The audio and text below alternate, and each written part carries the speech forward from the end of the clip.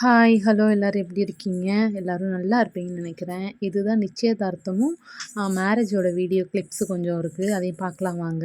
ரொம்ப நாள் ஆயிருச்சு. எடிட் பண்ண முடியல முகிய வச்சுட்டு. அதுதான் சாரி எல்லாரும் மன்னிச்சுக்கோங்க. இதுதான் வந்து என்கேஜ்மெண்ட்டு. அதான் என்னுடைய வீட்டுக்காரோட அத்தை பொண்ணு. எனக்கு வந்து சிஸ்டர் வேணும். பக்கத்துல நிக்கிறவ தான் வந்து மாப்பிள்ளை.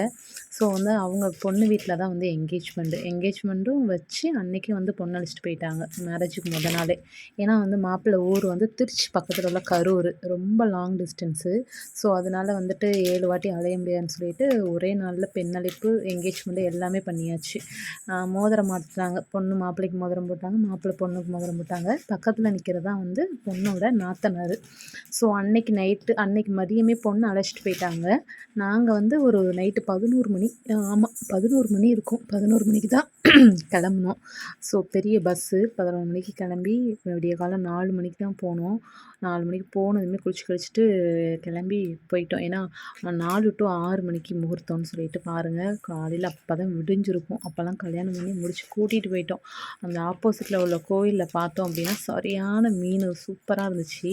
அந்த கோயில் வந்து எங்கே இருக்குன்னா திருச்சி கரூரில் உள்ள தாந்தோன்றி மலை.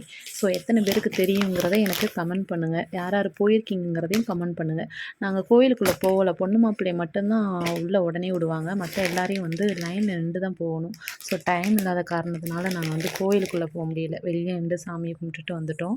ஸோ மண்டபத்துக்கு வந்து ஒரு 7 மணிக்கெலாம் ரீச் ஆகிட்டோம். காலையில் 7 மணிக்கு ரீச் ஆகி காலையிலே சாப்பாடு தான்.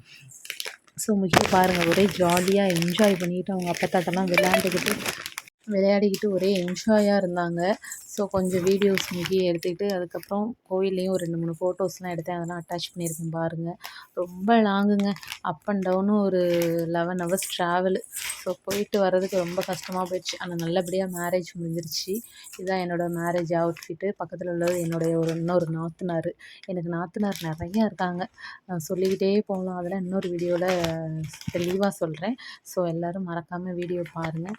யார் யார் வந்து தாந்தோன்றி மலைக்கு கோயிலுக்கு போயிருக்கீங்கிறதையும் எனக்கு கமெண்ட் பண்ணுங்கள். ஸோ இதுதான் சாப்பாடு. ஏன்னா அங்கெல்லாம் சைவம் தான் போடுவாங்களாம். ஸோ பார்த்ததுக்கு